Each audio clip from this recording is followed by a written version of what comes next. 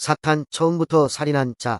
지난 시간에 이어서 오늘은 요한복음 8장 44절에서 예수님은 사탄의 정체를 처음부터 살인한 자라고 폭로하셨던 사실에 관련된 내용을 살펴보겠습니다. 사탄을 지칭하여 처음부터 살인한 자라고 폭로하신 예수님의 말씀은 여러 각도에서 조명해야만 할 필요가 있는 매우 의미심장한 내용입니다. 그런데 공교롭게도 우리가 사용하고 있는 정경 66권에는 사탄이 저지른 실제적인 살인 사건에 관한 기록은 전혀 찾아볼 수가 없습니다. 그러면 도대체 왜 예수님께서는 사탄은 처음부터 살인한 자라고 폭로하신 것일까요? 진리의 말씀으로 이 세상에 오신 예수님께서는 결코 거짓을 말하실 분이 아니시므로 그러한 예수님의 폭로는 사실에 입각한 폭로였다는 점을 부인할 수는 없습니다. 그러므로 예수님께서 그렇게 폭로하신 데에는 분명 엄중한 어떤 사실적 배경이 있을 것이라는 점은 분명합니다. 처음부터 살인한 자, 사탄. 그는 도대체 어떤 살인을 저질렀던 것일까요? 우리가 기억하는 성경적 기록의 첫 사례는 가인이 자신의 동생 아벨을 죽인 사건입니다.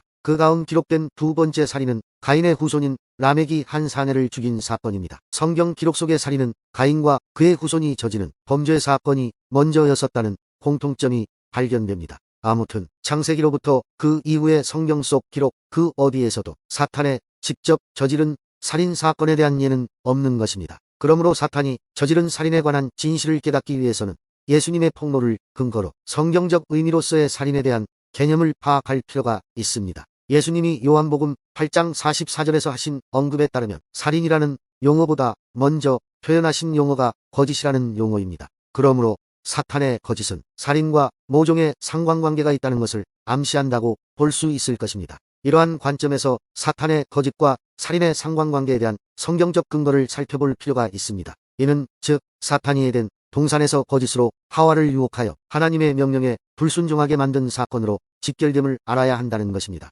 그러기 위해서는 사탄이 하와를 유혹한 의도를 밝혀내야 할 것이기도 합니다. 앞선 비디오 게시물들에서 사탄의 본질과 특성 그리고 타락 등에 관하여 살펴보았습니다만 지금은 관점을 돌려서 그가 하나님에게 대적하는 양상과 그가 발휘할 수 있는 권능들에 초점을 맞춰볼 필요가 있습니다. 사탄은 비록 하나님처럼 전지전능하지는 않지만 인간의 범주를 능가하는 엄청난 능력과 권세를 가지고 있다는 점은 확실하고 누구도 그 사실을 부인하지는 않을 것입니다. 게다가 사탄은 교활하고 지혜롭기까지 합니다. 그런 그가 하나님을 대적하기 위해서 동원하는 온갖 수단과 방법들은 상상을 뛰어넘는 그런 수준이라는 점도 분명합니다. 요점은 사탄은 하나님께 반역하고 하나님의 구원사역을 방해하기 위해서 온갖 사악한 일들을 도모하고 실천하고 있다는 점을 간과해서는 안 된다는 것입니다. 사탄은 익히 하나님의 구속사역의 뜻과 계획을 상당 부분 파악하고 있음도 사실입니다. 물론 어느 결정적인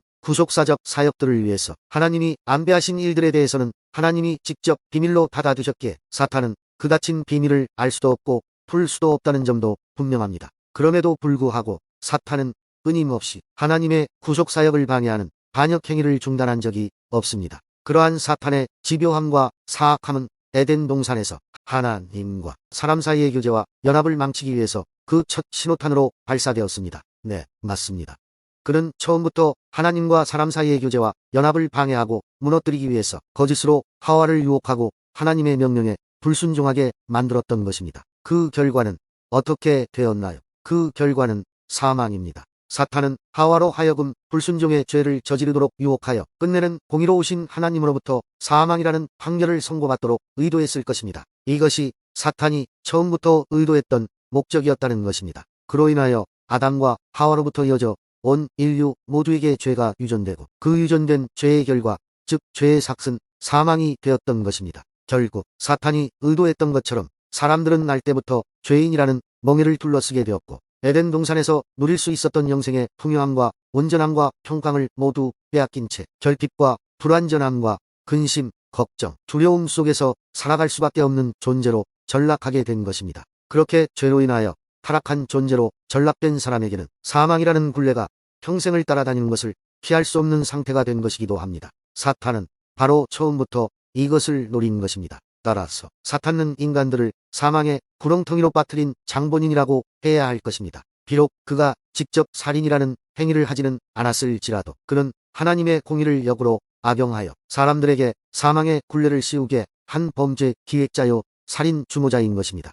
우리 인간 사회에서도 심심치 않게 일어나는 아주 교묘한 살인사건 중에 차도살인이라는 개념으로 통하는 살인이 있습니다. 한편 간접살인이라는 방식도 있습니다. 이 두 가지 모두에 있어서 결국 살인은 살인입니다. 사탄이 저지른 범죄 사건도 역시 차도살인 혹은 간접살인이라고 해야 할 것입니다. 그러한 관점에서 성경적 의미로서의 사탄의 살인은 아담과 하와는 물론이고 그 후손들까지도 피해가지 못할 인간 집단의 몰살을 기도한 차도살인 내지는 간접 살인일 수밖에 없습니다. 이러한 의미에서 예수님께서는 사탄을 지침하여 처음부터 살인한 자라고 하셨던 것입니다. 그런 사탄이 살인을 하기 위해서 동원한 첫 수단이 다름 아닌 거짓이었다는 점을 잊어서는 안 될 것입니다.